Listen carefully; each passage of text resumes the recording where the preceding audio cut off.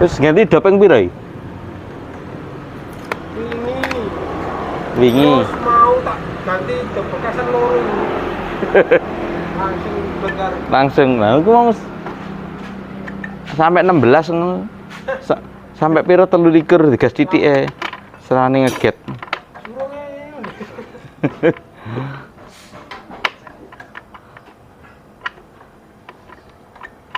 Lah.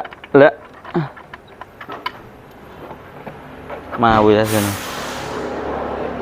Isa sitok iki jenenge. Ora wis pedhot. Wis pedhot di sana. Iya. Mau pedhot karo wis. Ah. Tak kabeh. Ndak dop sak keranjang. Ya untungnya tak buka bekasan ini. Mau lurus.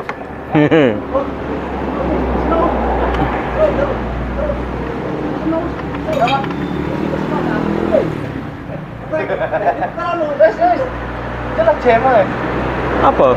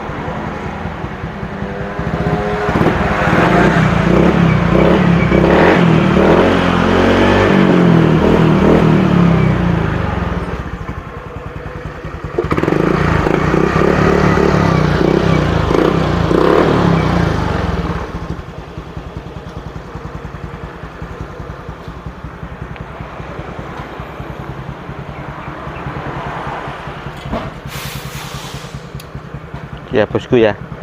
Ya jadi ini punya masalah lemah syahwat.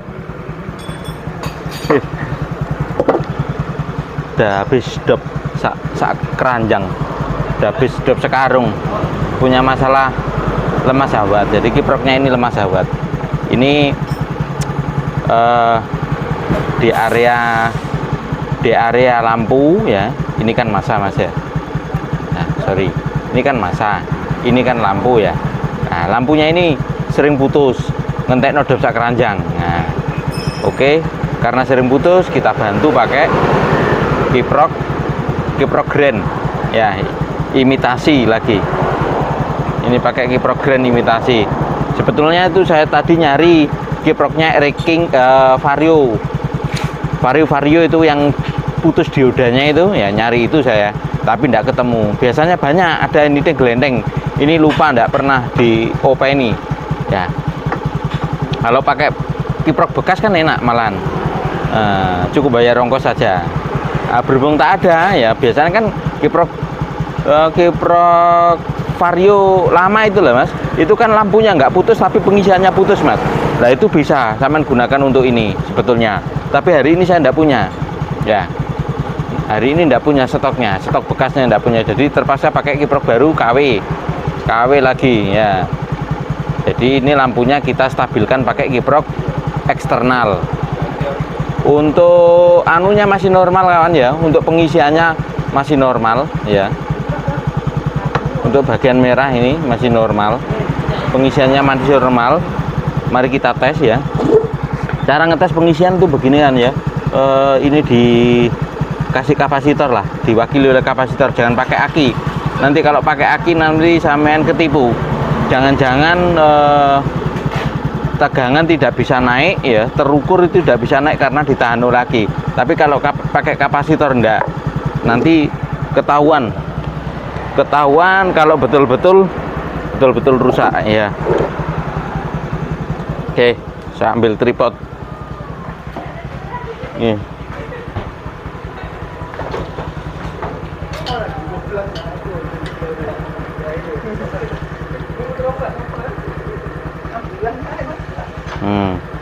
Tak ukurkan ya.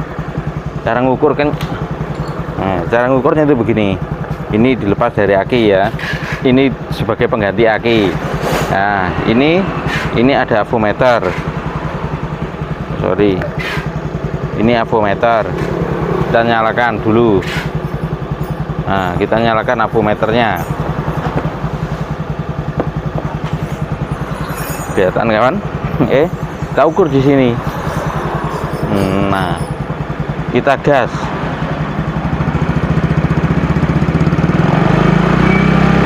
Harusnya mentoknya 14-an. Nah, sekali nyentuh 14,5 atau mungkin 15 dan turun lagi itu enggak masalah. Yang penting enggak 16 naik. Itu berarti bagus ya. Oke. Paham ya? Nah, ini kalau mau kita ukur pakai mainan begini juga bisa. Sorry. Ini pakai aki aja tegangannya. Nah, ini testernya Wade. Kalau ngukur pakai tester. Nah, karena afunya kecil ya, terukur berapa itu?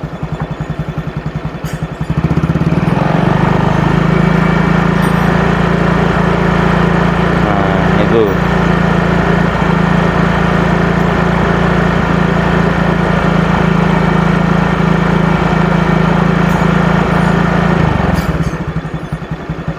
Oke. Bila dari tester enggak naik ya, enggak naik sampai tinggi, enggak naik sampai melebihi 14. Oke, normal. Digas-gas.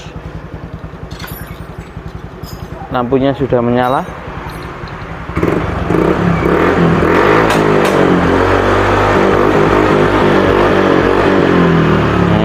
Oke, kita nggak berani ngegas kenceng kawan ya, karena nggak punya standar tengah lu.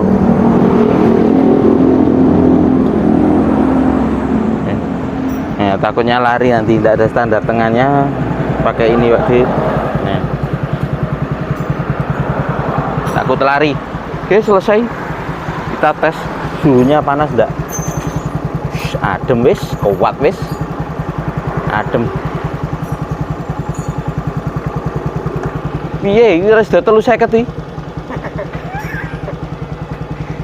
Iya le, guys, sudah 350, 370, 400 ongkose. Nah, wis piek iki mau piro iki?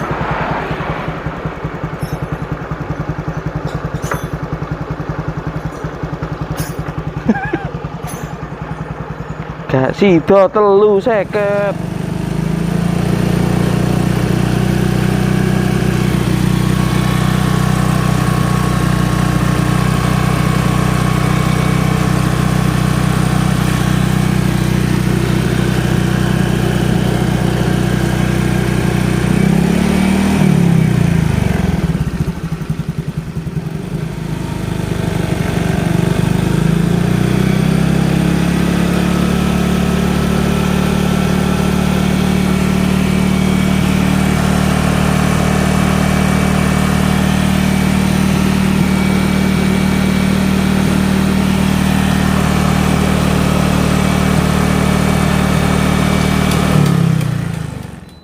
Oke kawan, yuk mari kita sedikit mengulang ya, mengulang pelajaran kita yang lama.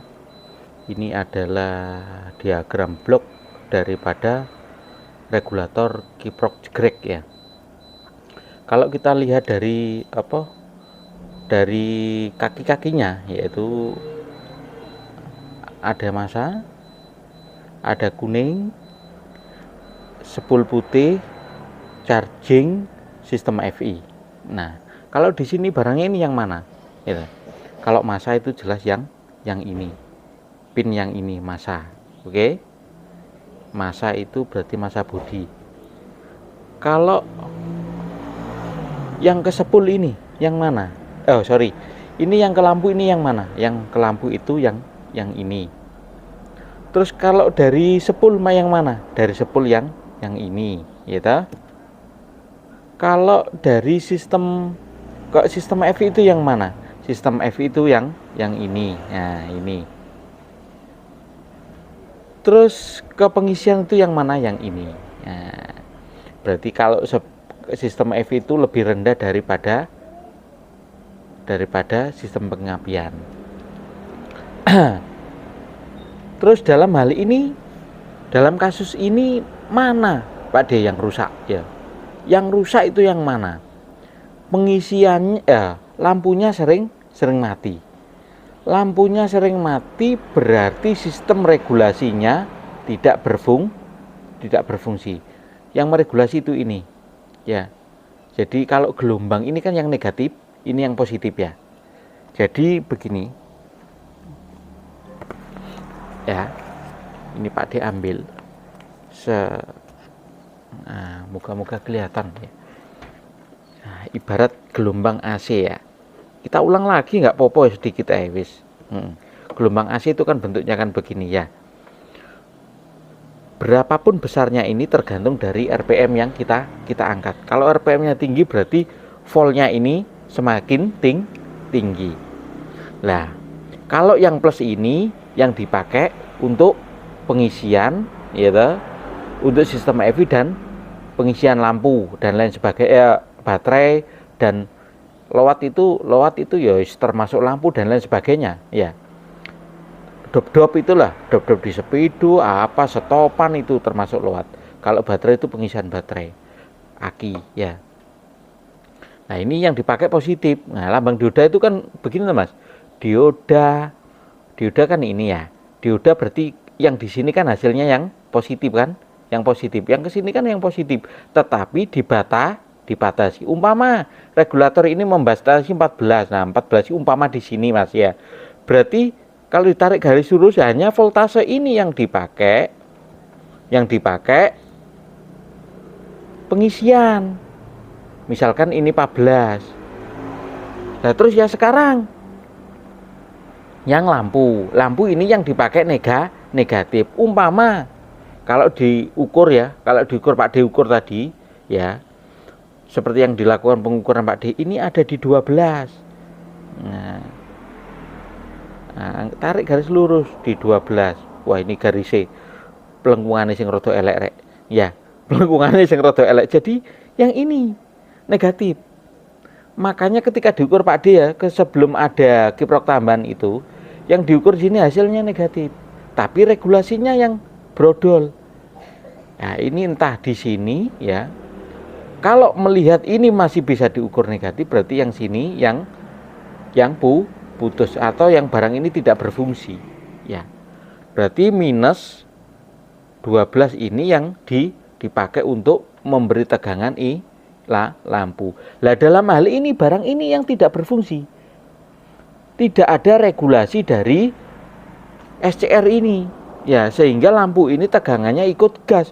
Begitu gasnya gede dia ikut gede, makanya lampu satu keranjang pun habis. Lah terus Pak D yang dilakukan Pak D itu kayak apa? Ya, yang dilakukan Pak D itu adalah Pak D menjamper daerah sini ya. Karena ini dari sini masih fungsi, dari sini masih fungsi ya. Menjamper atau meregulasi daerah ini dengan regulator supra. Ya. Ini regulator bit. Ya, ini regulator bit. Pak D melakukan penjamperan. Masanya ditaruh ke masa, ya. Kuningnya ditaruh ke kuning. Begini yang dilakukan Pak D, cuman ini. Sehingga lampu ini, daerah ini terregulasi. Ketika ada tegangan lebihnya dari 12, kelebihan dari 12 itu dibuang ke masa. Dibuang ke sini. Yang dilakukan Pak D itu menjamper ini ke sini, kuning ke kuning, masa ke masa. Ya, jelas ya Pak D ya. Jadi yang dilakukan adalah penjamperan dari masa ke masa, masa ke masa, kuning ke kuning. Dilakukan di sini. Oke, banyak hal dalam minggu ini banyak kawan-kawan juga yang tanya. Ya, yang tanya. regulator ke saya K25. Lah kasusnya apa Mas? Kasusnya pengisiannya jeledrah Pak D, pengisiannya overload. Nah, umpama overload bagaimana? Nah, umpama overload yang bisa kita lakukan itu juga sama. Yes, kita akal-akalin aja, ndak popo. Misalkan overload ya. Overload ini taruhlah regulator, pinnya regulator Supra. Wes saenake sampean nggak punya Supra ya punya apa? Masa. Lampu ini putih merah. Nah. Pak dia aku gak di Supra gawe punya apa Honda Matic, monggo tambah bagus tambah apik. Lah kalau yang ini tuh enaknya sampean itu banyak biasanya. Sampean tahu toh regulator vario itu ya.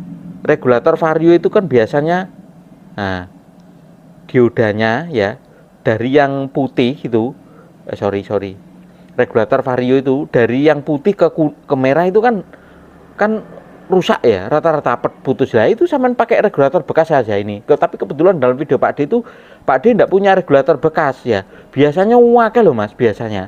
Uake lah. Dalam hal ini saya kehabisan. Wis entek dipasangi ke motor King biasanya. King itu kan enggak butuh aki, tapi butuh lampu lah. Itu saya biasanya pakai regulator KVB yang sudah bodol-bodol pengisiannya itu. Saya manfaatin begitu. Lah, sebentar sini. Kita kembali lagi. Kalau pengisiannya ini over, pengisian itu ada di sini ya. Pengisian yang isi aki termasuk load ini over voltage. Lah, ketika misalkan ini akinya dibuka. Ini dikasih kapasitor di sini sama masa. Dikasih kapasitor kopling. Dadak pengisiannya kok jeledrah Pak D. Lebih dari 15 volt, digas naik biasa sampai 20. Apa yang terjadi?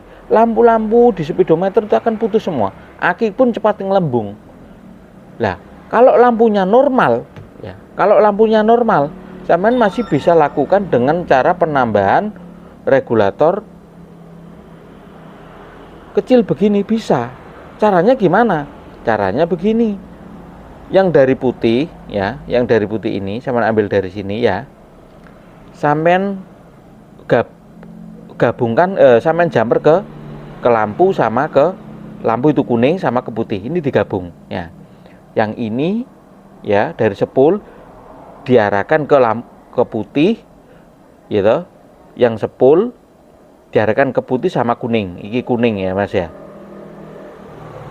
Terus masanya juga tetap ke masa, lah merahnya ke sini gitu ya.